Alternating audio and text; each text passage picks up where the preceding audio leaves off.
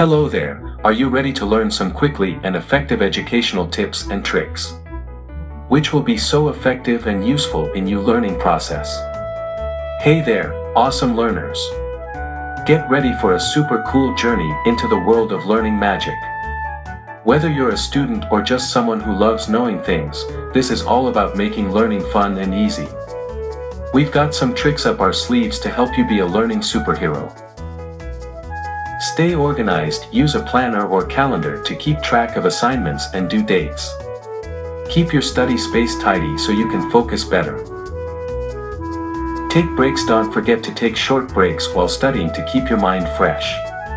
Stretch or move around during breaks to avoid feeling too tired. Ask questions. If you don't understand something, don't be afraid to ask your teacher or classmates for help. Asking questions helps you learn and shows that you're engaged. Use different learning tools, experiment with different study methods to find what works best for you. Try flashcards, diagrams, or even teaching the material to someone else. Set realistic goals, break down big tasks into smaller, more manageable goals. Celebrate your achievements, no matter how small it will.